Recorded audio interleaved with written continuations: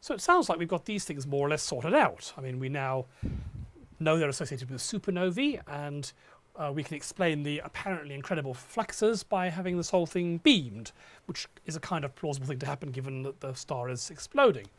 But that's clearly only half the story. Remember, early on we said there were actually two classes of gamma ray bursts. These are the long, soft ones. What about the short, hard ones? We haven't talked about them so far.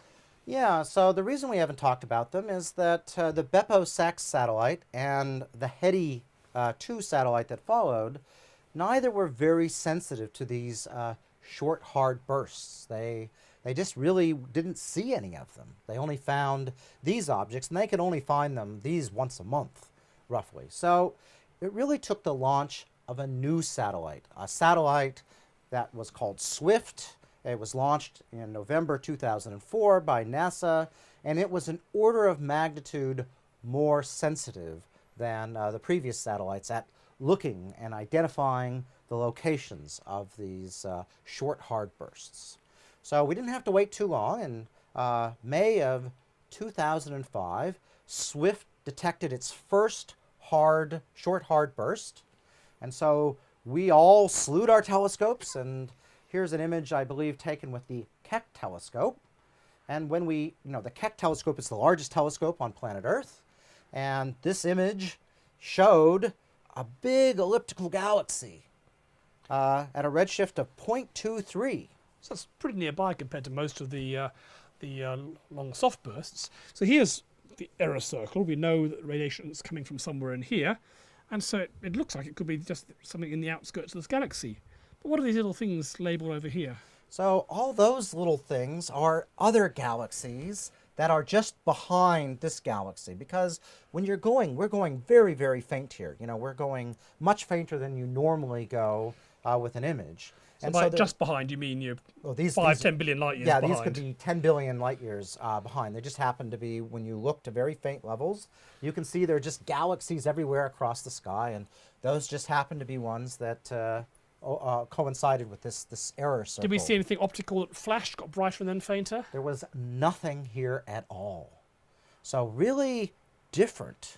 So we're not seeing any visible light, so it kind of rules out a supernova, unless it's hidden by some massive dust cloud. Yep. And either, whatever it is, that didn't emit light but emitted lots of hard gamma rays, was either something to do with the outskirts of the galaxy, or it was to do with these much further away small galaxies. And of course, the energy budget, if it's really far away, is orders of magnitude larger than if it's really nearby. Now, these galaxies are kind of interesting. Elliptical galaxies don't have any star formation. There's no big stars in them. Yeah, they all formed all their stars in a big rush at the beginning, and since then they're just getting aging and aging. So they've only got the small stars left, so you wouldn't expect to have any new black holes forming in them. That's right. So what we needed to do was to simply wait, because SWIFT was able to detect these short, hard bursts on a regular basis. And when we waited until July, then we got to see two. So the first one, the next one, the second one we were able to look at was on July the 9th. And this object turned up at a redshift of 0.16. And I should actually say this object was detected by Hetty 2. This is the only short, hard burst it ever detected. It took 3 or 4 years after it was launched to be found, but it found one just after SWIFT was launched. And was this time we actually saw something that got brighter? Yeah, in this case there was a flash of optical light.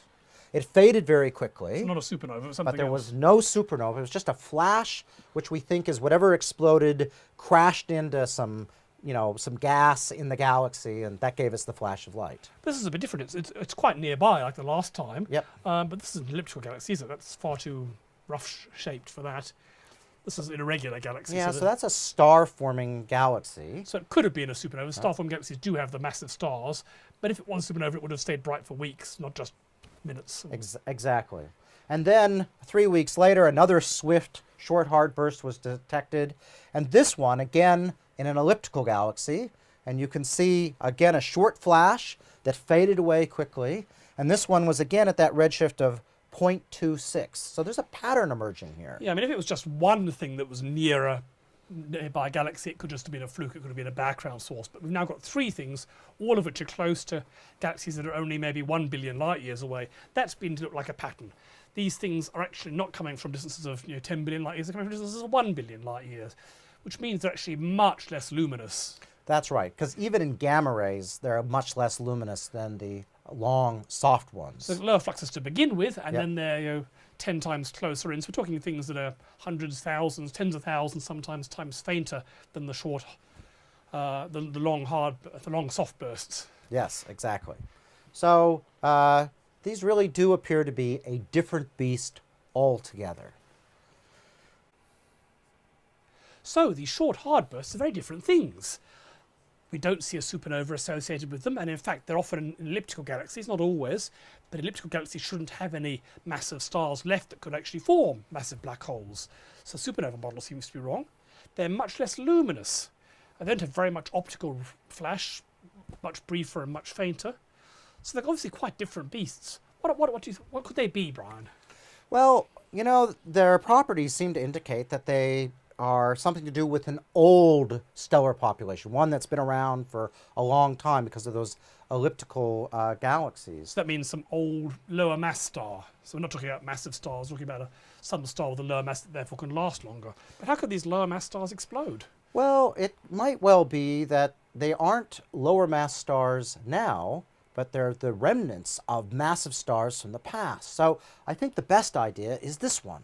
Imagine you have two neutron stars in a binary, and they can merge, and when they merge you have all that gravitational energy of two things that are more massive than the sun, separated by 10 kilometers, coming together. So you have a huge amount of energy to give you a flash of gamma rays.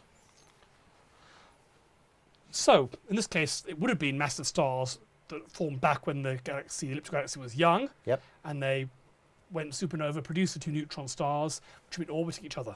But there's a problem here. You put two neutron stars in orbit around each other, angular momentum is conserved. They'll stay in orbit. Why would they merge? Why wouldn't they just keep on orbiting for the next 100 billion, 1,000 billion years? And they have to get rid of energy somehow, or angular momentum, to actually fall together. Yeah, you're right. And they actually have the peculiar ability to merge due to what we call gravitational radiation. So Einstein's theory of general relativity says if you take two orbs or two stars and you have them orbit each other very closely in very, very strong gravity, that you end up putting these waves out where space literally goes and so a gravitational wave is where space gets bigger and smaller, and so that of course is energy that's leaving the system, which means that the orbits have to get closer and closer so as to conserve energy. And so that can, over billions of years, bring these two massive objects together. So at some point we may well learn a lot about these things and confirm what they really are from gravity wave astronomy, but it's not quite there yet. Brian, is there anything we can do right now? Well, one of the interesting things about merging two neutron stars together is there's neutrons everywhere. And neutron stars aren't just made of neutrons. They also made of things like iron and other elements. So imagine you take a bunch of neutrons and mix it together with other elements. You get this interesting nuclear process.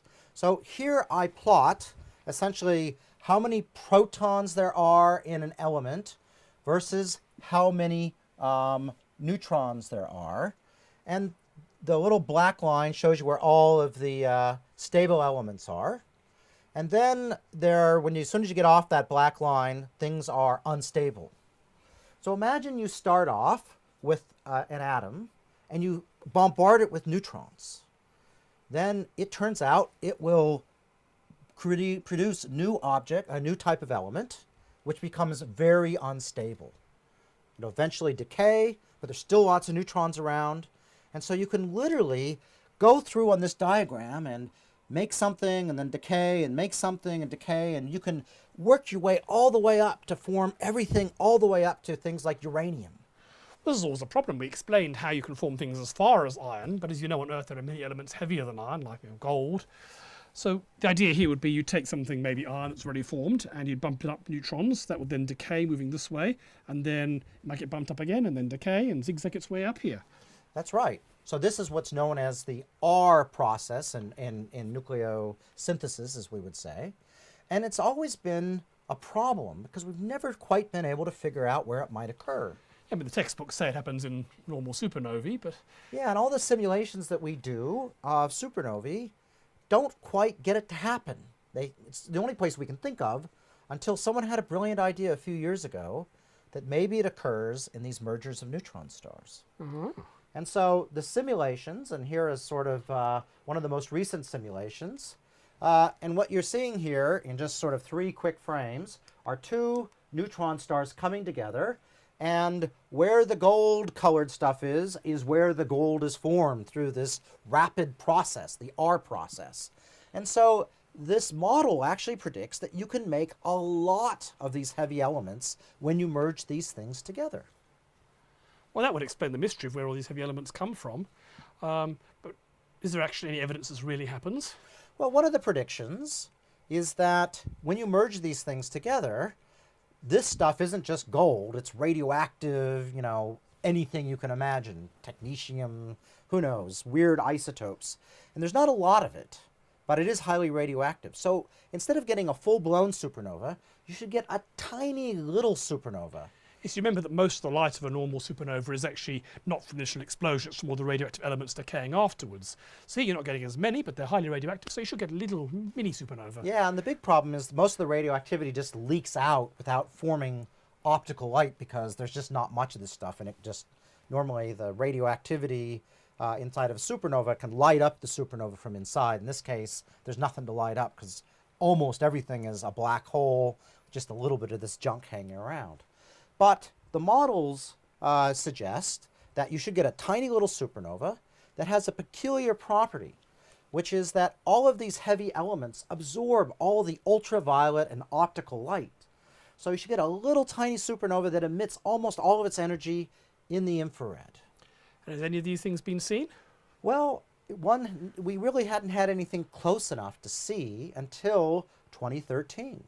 And so in 2013, one of the nearest by of these short hard bursts was detected in this galaxy. And here with the Hubble Space Telescope, you can see this tiny little smudge is apparently that tiny little supernova predicted by this model for producing gold. And it put its light out exactly where it should, and it was about the right size, you know, right brightness.